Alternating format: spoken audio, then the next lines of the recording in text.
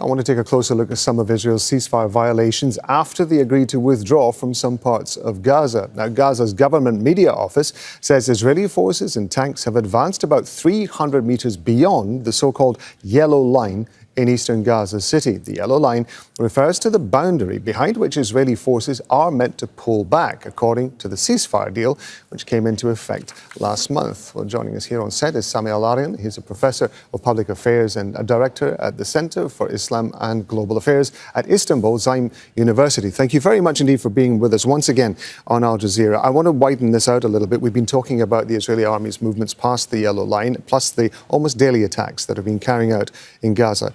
We have, sitting over this, the broad structure of Donald Trump's 20-point plan for Gaza. Within that, we've seen the Israeli military activities that I've just mentioned. What is Israel trying to achieve by making these movements within the structure of this plan?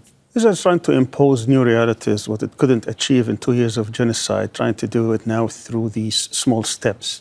Israel is occupying today about 60% of Gaza, and it basically has free hand in killing as many Palestinians as it sees fit, which is in contravention, which is against the ceasefire deal. Israel was supposed also to allow about 600 trucks a day for the Palestinians, and today it's allowing less than 25% of that. What's happening here is trying to create a two-tier system.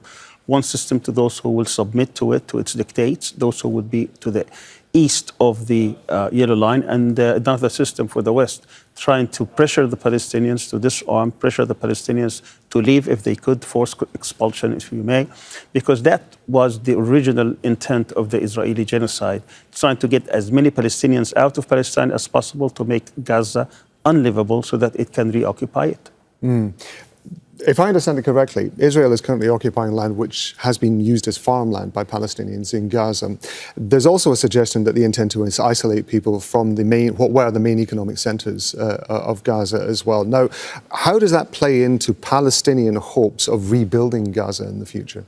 It's a problem because with Israeli occupation, you can't really rebuild or reconstruct anything. I mean, the whole 20-point plan was about stopping the war, stopping the genocide, for Israel to withdraw and to restart Palestinian civil life, and the whole world came, with these plans.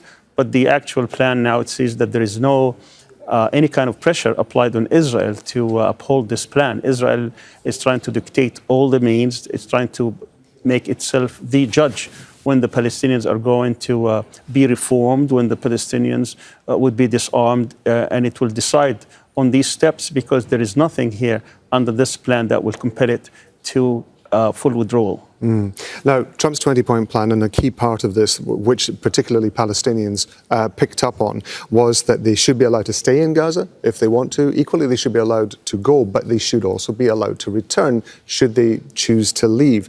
That seems to run counter to what you've just been describing about what's happening on the ground in Gaza. Well, the problem with the plan, which has been adopted, unfortunately, by the United Nations Security Council, actually is in contravention of the international law and international humanitarian law. You cannot negotiate away your rights of self-determination, of sovereignty, of the right to resist the occupation. These things are not negotiable. These things are ingrained in international law.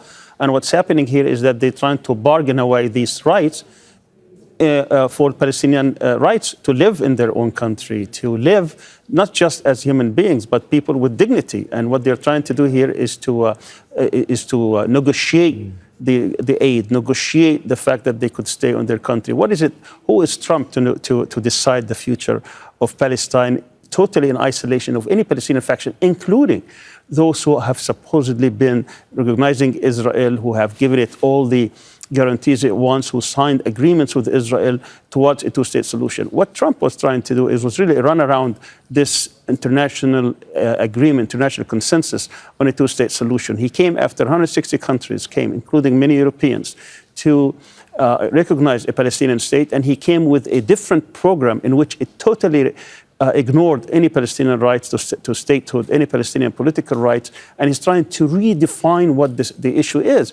And he's saying that the political horizon, that eventually they may get to his 2020 plan, which really is a sham, because his 2020 plan says that he recognizes Jerusalem as an Israeli sovereign capital. He recognizes the Golan Heights as sovereign, the Jordanian Valley effectively sovereign to Israel. He does not dismantle any of the settlements, hundreds of thousands of people there. There is no two-state solution in that political horizon. That is the maximum the Palestinians could get.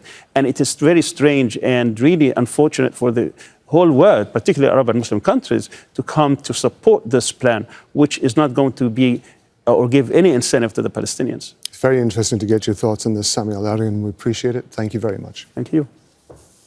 Don't miss out. Get a full picture. Subscribe to Al Jazeera for reliable news, expert insight. Like, share, stay ahead.